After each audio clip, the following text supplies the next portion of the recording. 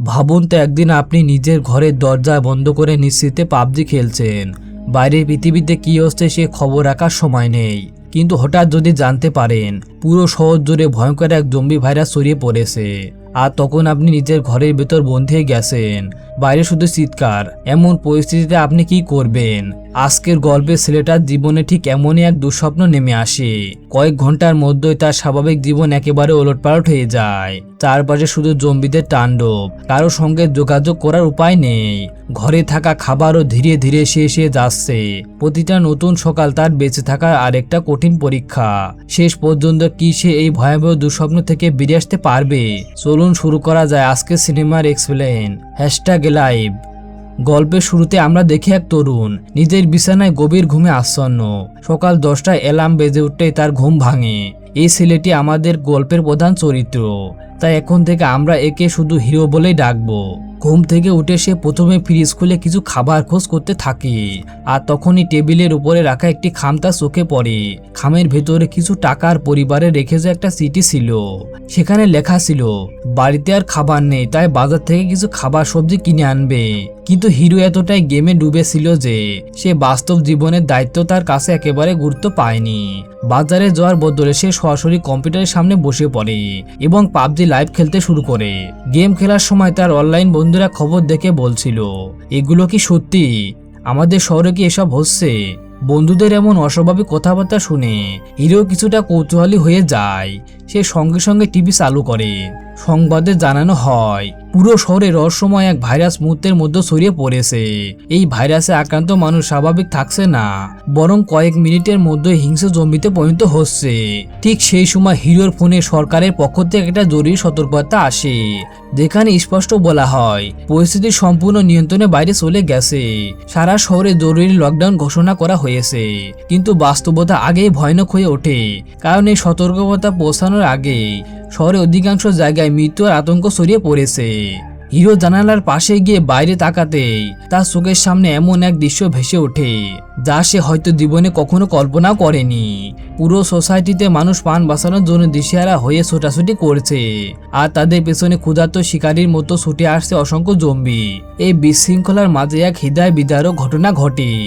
এক মা নিজের ছোট্ট মেয়ের কাছে ছুটে আসে, হয়তো ভেবেছিল তাকে বাঁচিয়ে নেবে, কিন্তু সে জানতোই না তার মেয়ে ইতিমধ্যে ভাইরাসে আক্রান্ত হয়ে গেছে।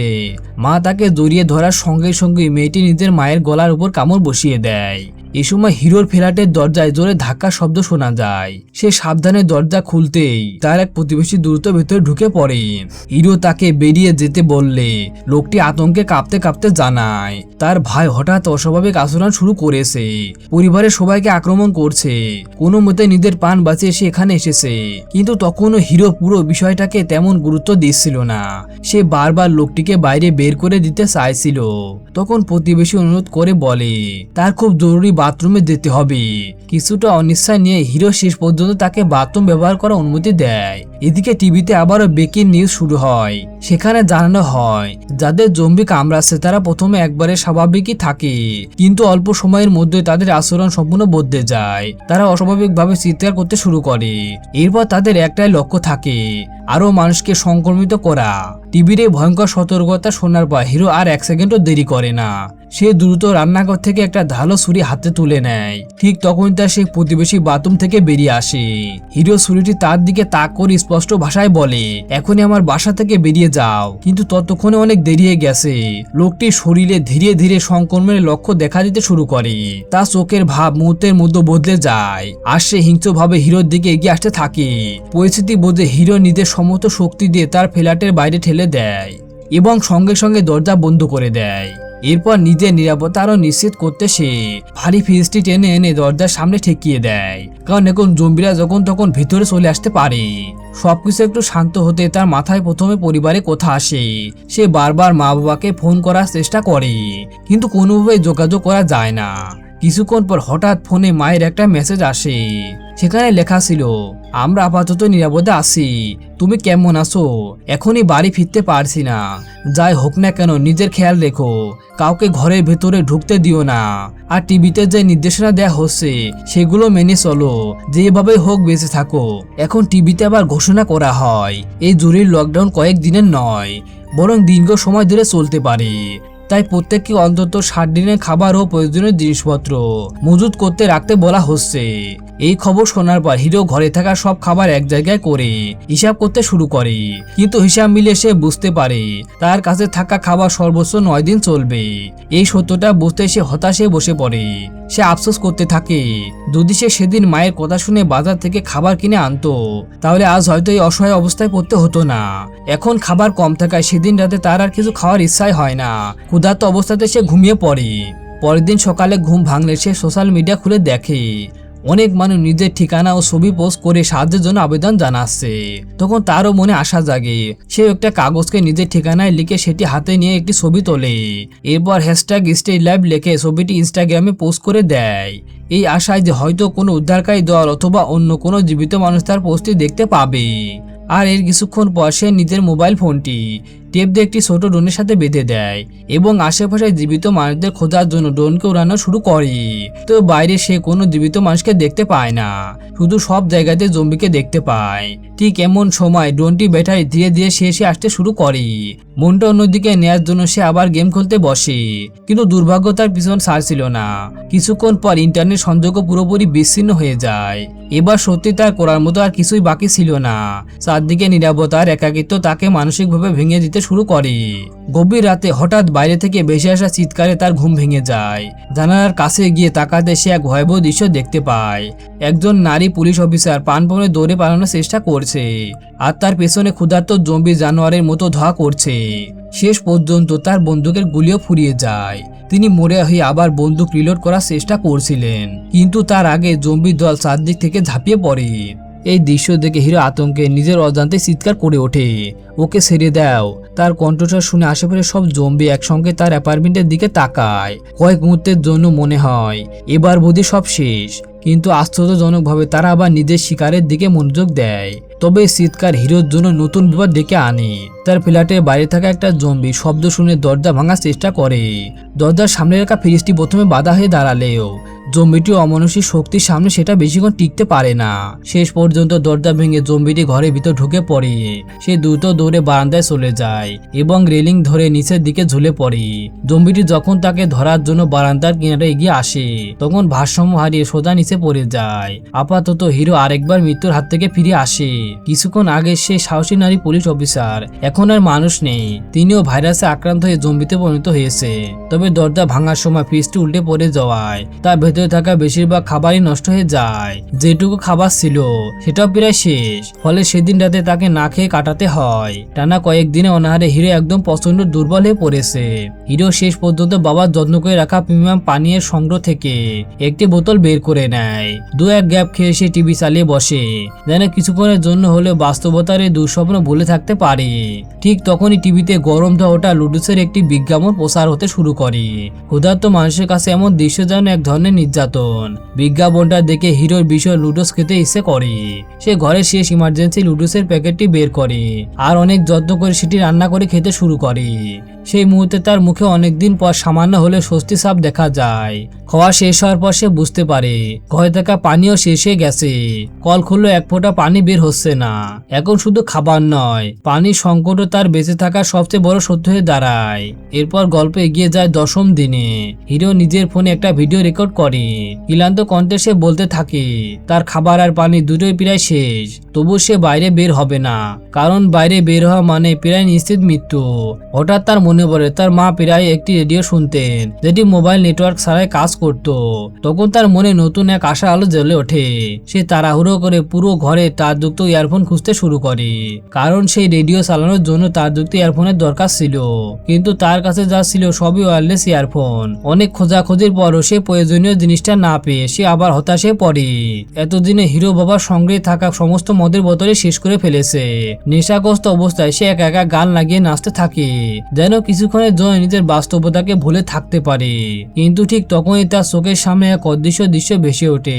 সে যেন দেখতে পায় তার পরিবারের সবাই আবার নিরাপদে বাড়ি ফিরে এসেছে। চারদিকে আবার আগের মতো হাসি আনন্দে পরিবেশ, কিন্তু পরের মুহূর্তে বাস্তবতা তাকে নির্মমভাবে ধাক্কা দেয়। সে বুঝতে পারে এগুলো সবই তার মনের তৈরি ভ্রম। এই সত্যটা উপলব্ধি করতে সে আবার নিজেকে সামলাতে পারে না, অসহায়ের মতো বসে কান্নায় ভেঙে পড়ে। ঠিক এমন সময় তার ফোনে হঠাৎ অল্প সময়ের জন্য নেটওয়ার্ক ফিরে আসে। সে দেখতে পায় তার মায়ের পাঠানো একটা মেসেজ এসেছে, কিন্তু ঘরের ভিতরে সিগন্যাল এত দুর্বল ছিল যে মেসেজটি শোনা সম্ভব হচ্ছিল না। সামান্য নেটওয়ার্ক পর আসা হিরো বারান্দা থেকে ঝুঁকে ফোনটি একটু উঁচু করে ধরে। কয়েক সেকেন্ড পর অবশেষে মায়ের পাঠানো সেই ভয়ের মেসেজটি চালু হয়। তিনি বলেছিলেন সবাই আপাতত হিরোর বাবার অফিসে আশ্রয় নিয়েছে, তার ছোট বোনও তাদের সঙ্গেই আছে। হঠাৎ ভয়ের মেসেজের পেছন থেকে ভেসে আসে মানুষের আতঙ্কিত চিৎকার আর জম্বিদের আওয়াজ। সম্ভবত তার বাবা মা আর ছোট বোন কেউই আর বেঁচে নেই। এই সত্যটা মেনে নেওয়া তার জন্য অসম্ভব হয়ে পড়ে। রাগের মাথায় সে দরজা খুলে বাইরে বেরিয়ে আসে। দরজার সামনে থাকা একটা জম্বির উপর ঝাঁপিয়ে পড়ে এবং মরে হয়ে সেটাকে হত্যা করে। আরো সামনে এগোতে সে দেখতে পায় একসঙ্গে অসংখ্য ক্ষুধার্ত জম্বি তার দিকে ছুটে আসছে। প্রাণপণে দৌড়ে সে আবার নিজের ফ্ল্যাটে ফিরে আসে এবং দরজা বন্ধ করে দেয়। এবার গল্পে ইতিমধ্যে 20 দিন পার হয়ে গেছে। রাতের অন্ধকারে জানালার দিকে তাকে হিরো দেখতে পায় সেনাবাহিনী বিভিন্ন জায়গায় বিস্ফোরণ ঘটিয়ে জম্বিদের দমন করার চেষ্টা করছে। এদিকে তার ঘরে আর এক টুকরো খাবারও অবশিষ্ট নেই। যদি সে খাবার আনতে বাইরে যায় তো সে জম্বি হয়ে যাবে, আর না গেলে নিশ্চিত অরহানে সে মরবে। সে ভাবে আমি না জম্বিদের খাবার হবো, না ক্ষুধায় ধীরে ধীরে মরবো, বরং সে ফাঁসি লাগিয়ে নিজেকে শেষ করবে। এটাই চলছিল আমাদের হিরোর মাথায়। এখন সেসব প্রস্তুতি শেষ করে যখন ফাঁসিতে ঝুলে পড়তে যাবে, ঠিক তখনই হঠাৎ সামনে অ্যাপার্টমেন্ট থেকে একটি লেজারের আলো এসে তার গায়ে পড়ে এবং তাকে এমনটা না করার জন্য সিগন্যাল দিতে থাকে। হিরো অনেক কষ্টের পর দড়ি ছিঁড়ে নিচে পড়ে আর দেখতে পায় যে সামনে এক ফ্ল্যাটে থাকা সুন্দর মেয়ে দূরবীনের সাহায্যে তাকে দেখছে আর হিরোকে জানায় এখন রাতে গেছে, তাই আজ আর কোনো ঝুঁকি না যাবে না, আগামী সকালে দুজনে কথা হবে। অনেকদিন পর তার মুখে একটুখানি স্বস্তি ফুটে ওঠে, কারণ এতদিনে সে পৃথিবীতে নিজেকে একা মনে করছিল। অন্যদিকে সে মেয়েটিকে দেখানো হয় জম্বিদের ঠেকানোর জন্য ফাঁদ ও নিরাপদ ব্যবস্থা করেছে। শুধু তাই নয়, ভবিষ্যতের কথা ভেবে সে কিছু খাবার আর পানীয় জমিয়ে রেখেছে। পরদিন সকালে হিরো বারান্দায় এসে মোবাইলে স্ক্রিনে নিজের নাম লিখে মেয়েটিকে দেখায়। মেয়েটিও হাসিমুখে নিজের নাম লিখে জানায় তার নাম কিম। এইভাবেই দুজনের মধ্যে পরিচয় হয়। আর ঠিক তখনই কিমের দরজার সামনে একটা জম্বি চলে আসে, কিন্তু কিম ভয় পেয়ে লুকিয়ে পড়া মানুষ নয়। সে নির্ভয় একটি হাতে কুড়াল নিয়ে এগিয়ে যায় এবং জম্বিটিকে মেরে ফেলে। এরপর হঠাৎ বৃষ্টি শুরু হয়। দুজনই বুঝতে পারে এই বৃষ্টি পানি তাদের কাছে সোনার চেয়ে মূল্যবান, তাই তারা দ্রুত বিভিন্ন পাত্র, বালতি আর বোতল বারান্দায় রেখে বৃষ্টির পানি সংগ্রহ করতে শুরু করে। পরদিন আবার তাদের দেখা হয়। হিরো ধীরে ধীরে কিমের প্রতি আকৃষ্ট হতে শুরু করে, কিন্তু রোমাঞ্চের আগে ছিল বাস্তবতা। অনেকদিন ঠিক মতো না খাওয়া হিরো এতটাই দুর্বল হয়ে পড়েছিল যে দাঁড়িয়ে থাকতেও কষ্ট হচ্ছিল। সেটা বুঝতে পেরে কিম তাকে সাহায্য করার সিদ্ধান্ত নেয়। সে একটা বলের সাথে লম্বা দড়ি বেঁধে হিরোর দিকে ছুড়ে দেয়, কিন্তু দূরত্ব বেশি হয় দড়িটি মাঝপথে নিচে পড়ে যায়। তখন হিরোর মাথায় একটা দারুণ বুদ্ধি আসে। দড়ির এক প্রান্ত কিমের কাছে পৌঁছে দেয়। এরপর সেই দড়ির সাহায্যে কিম নিরাপদে খাবার আর পানির বোতল হিরোর কাছে পাঠিয়ে দেয়। কয়েকদিন অনাহারের পর খাবার পেয়ে হিরো আর নিজেকে সামলাতে পারে না। সে দ্রুত খেতে শুরু করে, কিন্তু হঠাৎ নিচে থেকে একটা জম্বি ঝুলে থাকা দইটা ধরে ফেলে, যেটা কিম তার টেবিলের সাথে বেঁধে রেখেছিল। আর যে জম্বিটা দইতে টান মেরেছে তো কিম তাতে ধাক্কা খেয়ে অজ্ঞান হয়ে পড়ে। টেবিলটা বারান্দায় আটকে যায় আর সেই সুযোগে জম্বিটা ধীরে ধীরে উপরে উঠতে শুরু করে। আসলে জম্বি খুবই বুদ্ধিমান। এখন কিমকে বাঁচানোর জন্য হিরো ড্রোন উড়িয়ে জম্বিটাকে ডিস্ট্র্যাক্ট করার চেষ্টা করে, কিন্তু জম্বিটা তো চালু মাল যে সে তার ড্রোনকে ধরে ঘুরিয়ে ভেঙে চুরে দেয়। এখন জম্বিটা কিমের বেলকনির উপরে চলে আসে আর কিমের হুঁশ ফিরে আসছে। সে তার হাতকে কুড়াল দিয়ে কেটে দুভাগ করে ফেলে যাতে জম্বিটা নিচে পড়ে মারা যায়। আর এটাকে দেখে সেখানে অনেক জম্বি এসে তাকে যেন ছাড়বে না এমন ভাব নেয়। এদিকে হিরোর ঘরে আবারও খাবারের সংকট দেখা দেয়। শেষ পর্যন্ত সে বড় একটি ঝুঁকি নেওয়ার সিদ্ধান্ত নেয়। প্রয়োজনীয় অস্ত্র আর ব্যাগ নিয়ে খুব সাবধানে পাশে ফ্ল্যাটে ঢুকে খাবারের খোঁজ করতে শুরু করে। সৌভাগ্যবশত সেখানে কিন্তু শুকনো খাবার আর প্রয়োজনীয় জিনিসপত্র পেয়ে যায়। ঘরের দেয়ালে টানানো ছবি দেখে সে বুঝতে পারে ফ্ল্যাটের মালিক সম্ভবত পাহাড়ে চড়ার শৌখিন ছিলেন। খোঁজাখুঁজি করতে গিয়ে হিরো একটি তারযুক্ত ইয়ারফোন, একটি ওয়াকি টকি এবং আরো কিছু দরকারি সরঞ্জাম সরঞ্জাম খুঁজে পায়। এগুলো নিয়ে যখন সে ফিরে আসতে যাবে ঠিক তখনই হঠাৎ করে ভিতরে লুকিয়ে থাকা একটা জম্বি তার উপর ঝাঁপিয়ে পড়ে। কোনো মতে প্রাণ বাঁচিয়ে সে নিজের ফ্ল্যাটে ফিরে আসে। এরপর সে খাবারের কিছু অংশের সাথে একটি ওয়াকিটকি দড়ির সাহায্যে কিমের কাছে পাঠিয়ে দেয়। পরদিন থেকে দুজন ওয়াকিটকির মাধ্যমে কথা বলতে শুরু করে। কিম খাবারের জন্য হিরোকে আন্তরিক ধন্যবাদ জানায়। এরপর ধীরে ধীরে তাদের কথাবার্তা বাড়তে থাকে। খাওয়ার সময় গল্প করতে করতে তারা নিজেদের জীবনে নানা স্মৃতি, দুঃখ আর একাকিত্বের কথা এক অপরের সঙ্গে ভাগ করে নিতে থাকে।